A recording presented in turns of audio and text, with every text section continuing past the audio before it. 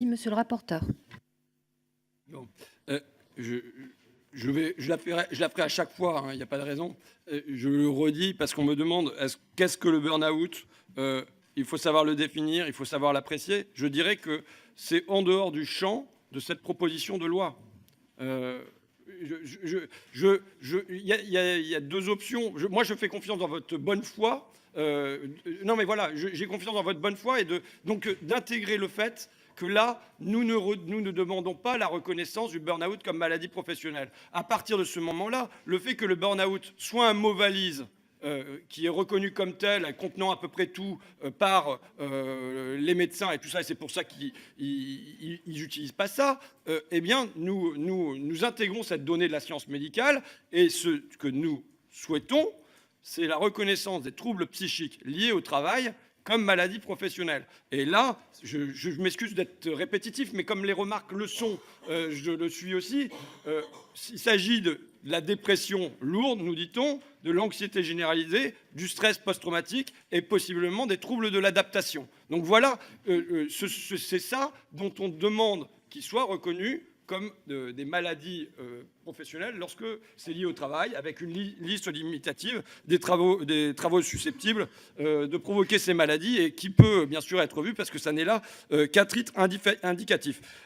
Monsieur Chenu, vous dites il faut l'incitation et la sanction. À la limite, alors peut-être que je dois adoucir mon langage, ce qui n'est pas tout à fait dans ma manière d'être, mais au fond, l'incitation et la sanction, c'est un peu la même chose. C'est-à-dire qu'il faut que l'incitation...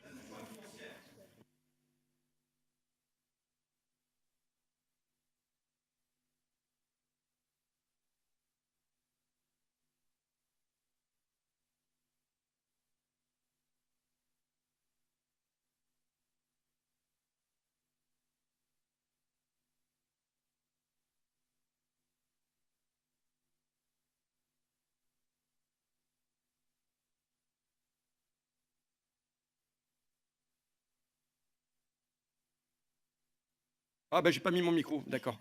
Aller dans le sens de la prévention. Vous étiez... Ça allait mieux pour vous, ouais. Ensuite, moi je veux bien qu'on poursuive qu'on poursuive la nosographie, qu'on continue le travail là-dessus et tout ça. Je crois que c'est pas à la mesure de l'urgence et je vous redis, c'est de l'ordre, ce sont des centaines de milliers de cas par an dont on parle. Et dire, ben voilà, on va poursuivre la nosographie, mais sur la silicose, on a poursuivi la nosographie pendant combien de temps? Donc je demande à ce qu'on ait des mesures fortes, si ce n'est pas la reconnaissance en maladie professionnelle, mais qu'on ait des mesures fortes à me proposer pour qu'on endigue ce mal, ce fléau. Et je conclurai je reviendrai sur le propos du professeur psychiatre Patrick Légeron, donc, qui est auteur d'un rapport sur le burn-out pour l'Académie nationale de médecine. Donc, en dehors du fait qu'il trouve qu'il y a un énorme décalage entre le stress comme premier risque pour les travailleurs et l'absence des troubles psychiques dans le tableau des maladies professionnelles, il dit ceci. Sur cet objet médical mal identifié, à savoir le burn-out, la science dispose d'outils. Les maladies provoquées sont aujourd'hui bien identifiées par les médecins. Les dépressions, l'anxiété généralisée, le stress post-traumatique et j'ajouterai les troubles de l'adaptation avec anxiété.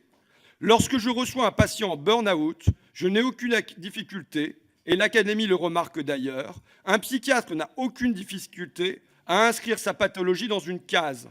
De même pour la dépression avec un net penchant d'épuisement professionnel, les 3 étapes décrites par Maslach sont connues: l'épuisement, la dépersonnalisation, le sentiment de non-accomplissement de soi. Aussi, je pense qu'une reconnaissance est absolument nécessaire et l'Académie est très intéressée par cette démarche de reconnaissance.